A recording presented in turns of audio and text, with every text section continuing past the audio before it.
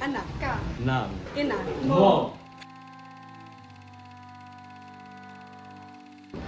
Nanginginig na ang kanyang mga pasmadong daliri. Tila ginigil na ang mga kamay. Mga kamay na umaakay sa iyo noong mga unang araw ng inyong pagtuntong sa eskwela. Mga kamay na pinagkukunan mo ng 1,000 lakas upang mabuhay. Nakakurba na ang kanyang tindig. Tila kawayan na kayo po ang kanyang likod. Mga likod na tutuyuan ng pawis sa paglalabada upang may mailaman ka sa iyong kumakalam na sikmura. Kakunot na ang noon niya kapag tumitingin sa iyo.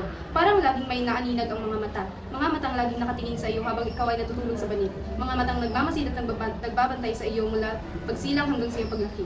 Mahina na ang kanyang pandinig. Parang baradong lababo ang kanyang mga tainga. Mga taingang dumirinig sa iyong pagnawa kung inaagrabyado ng iyong mga kalaro. Mga taingang handang makinig sa iyong mga daing dahil sa kabiguan. Mabagal ang kanyang pagkakbang. Sa wari binibilang ang mga binti at paa ang bawat minutong lumilipas. Mga binti at paa ang ginagamit niya upang masakluluhan ka sa mga panganib na sinusuong mo noong iyong kabataan. Mga binti at paa ang inaasahan niya upang makaraos kayo sa araw-araw. Kulubot na ang kanyang balat. Parang chicharong bulaklak sa platong lausa ang kabuuan ng kanyang mukha. Mukha na pilit niyang pinakapal upang lumapit at umutang sa kanyang mga kaibigan at kakilala sa panahong ang Roman ay malapit na. Mukhang pinakakapal ng katwirang gagawin ang lahat para sa iyo. Loy-loy na ang kanyang mga dibdib, nilipasan na ng panahon ng kanyang mga suso. Mga susong dati pinagkukunan mo ng matimyas na kalusugan. Mga susong nagbigay sa iyo ng lakas at tibay ng katawan sa pagsagupa sa mga karamdaman. Binura na ng kulay puti ang mga itim sa kanyang tuktok.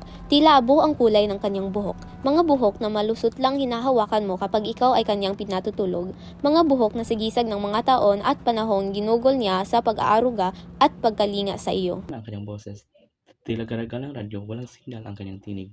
Mga tinig na pinagbuhatan ng maraming magagandang aral ng buhay na ibig niyang maging gabay mo sa iyong pagkatao. Tinig na puno ng pangaral at magagamit mo sa iyong pagtahak sa sariling lakbayin sa daigdig. Kasi ang kanyang katawang mortal, sa iyo napunta ang kanyang lakas sapagkat nagpala ka niya. Nagtingala siya ngayon sa iyo, patuloy kang inaaruga at matiyagang nakihitay sapagkat siya sa kanyang pagiging ina ay marubdob na nagnanais na matapunan din ng kahit kaunting pagkalinga. Mahalin natin ang ating mga ina. Ang may akda ay si Jim Lloyd at isinulat niya ito noong 2018. Ang sanaysay ay tungkol sa walang kapantay na pagmamahal at sakripisyo ng isang ina para sa kanyang anak. Ipinapakita rito kung paano ibinuhos ng ina ang kanyang lakas at panahon na sa gayon ay siguro ang mabuting kinabukasan ng kanyang anak kahit po siya ay unti-unting tumatanda at nanghihina.